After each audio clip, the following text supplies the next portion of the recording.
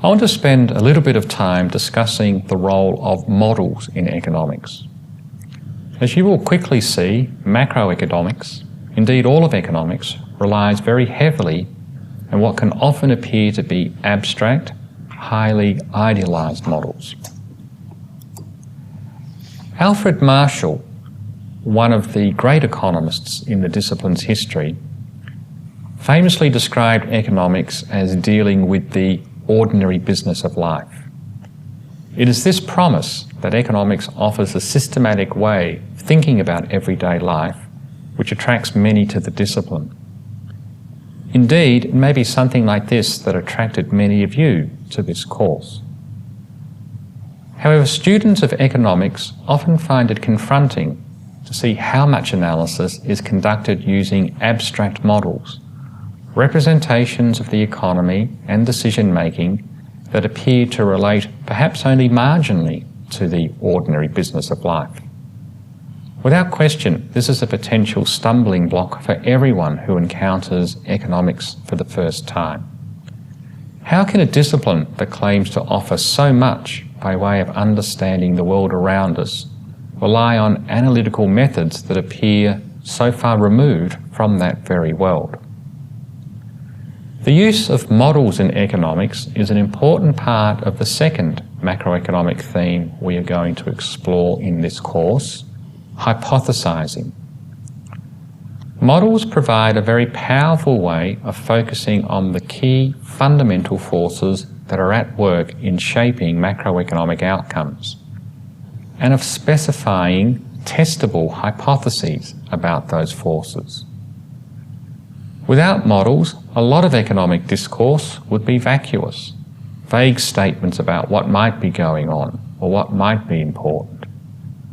With models, we have a way of formulating testable hypotheses, which can then be compared to the real-world data to decide the extent to which those models provide us with any real insight.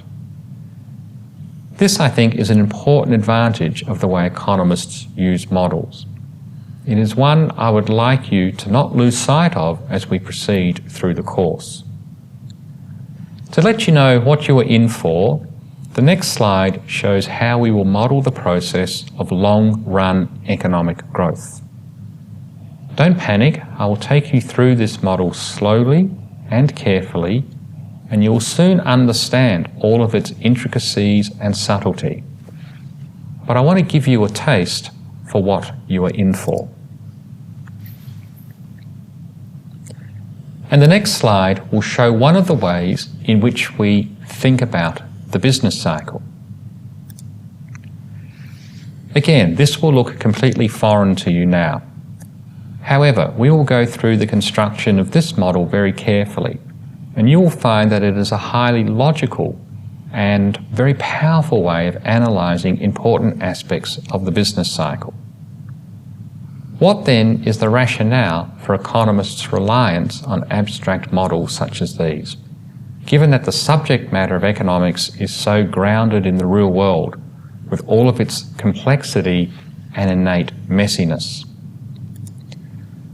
The following analogy may be useful. A paper plane is a highly simplified, abstract representation of a real aeroplane.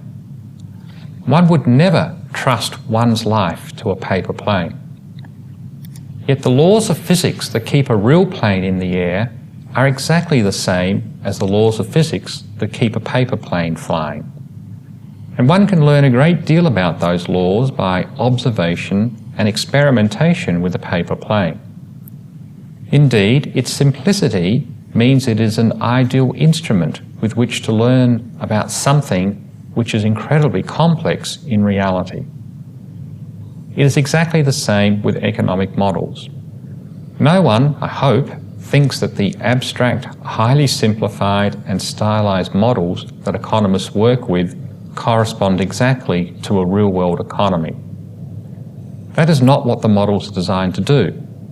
Instead, models exist as abstract and very simplified representations of reality, and in doing so enable careful analysis and hypothesizing about the fundamental forces at work in a real-world economy.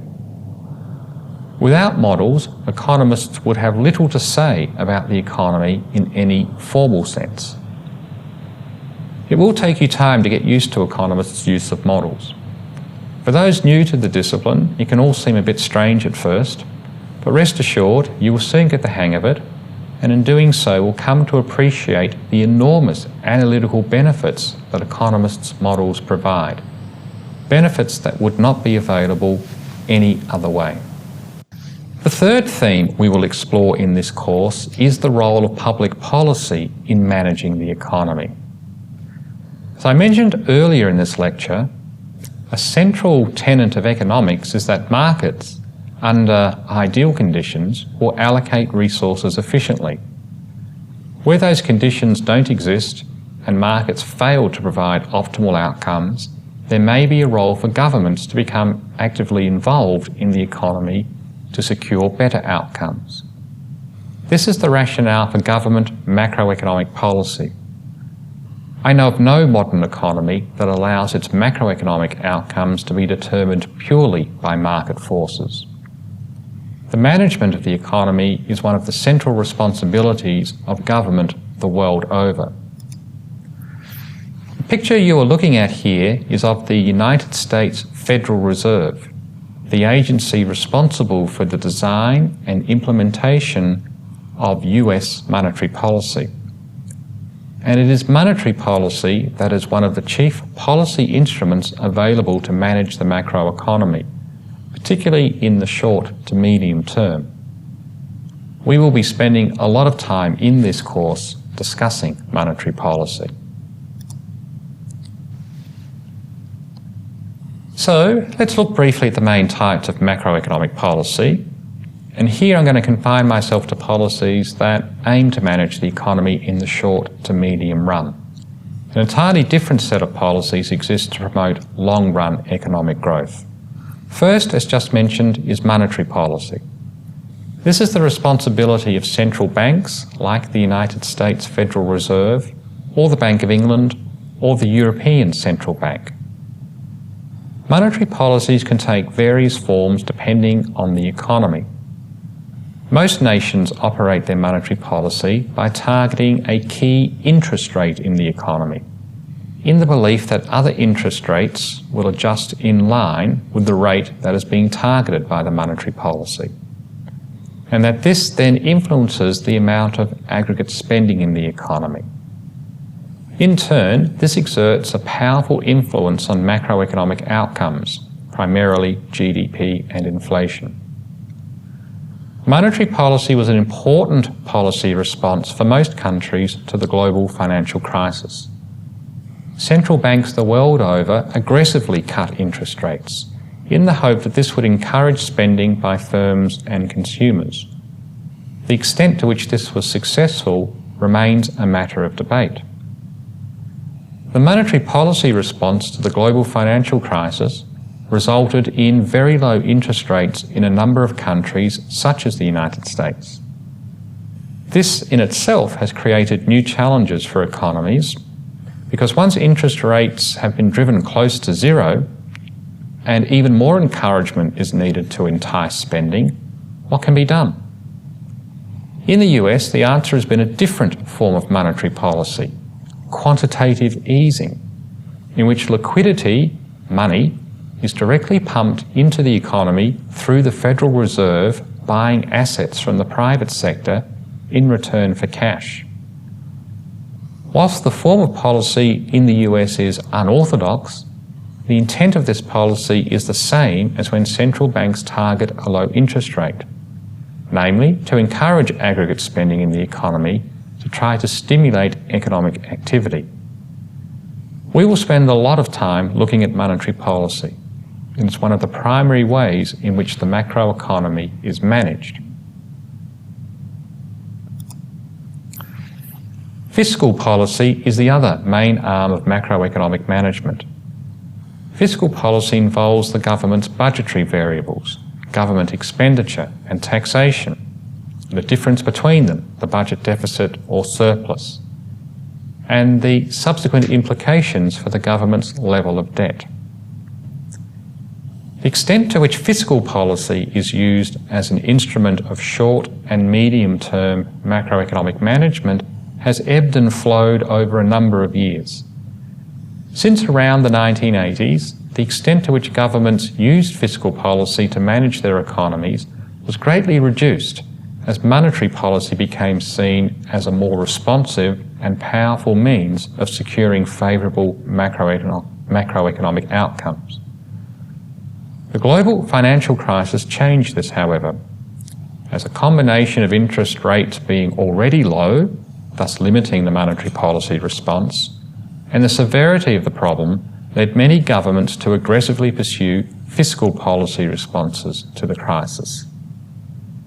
Amongst macroeconomists, there is a huge debate now raging about the extent to which fiscal policy was an effective response to the crisis.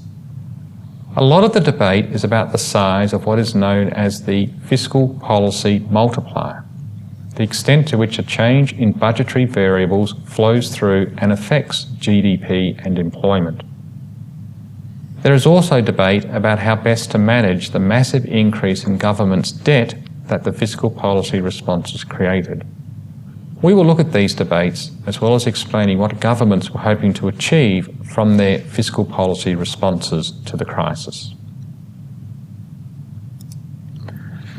I'm going to conclude this section of the lecture by outlining 6 conventional aims of macroeconomic policy, or more broadly, the circumstances that would have to occur before one would conclude that a nation was experiencing an overall favourable balance of macroeconomic outcomes. The first is rising living standards. In one sense, this is self-evident, but at the same time, defining exactly what we mean by this statement is a matter of some controversy. We often use a nation's gross domestic product as an admittedly crude measure of the standard of living.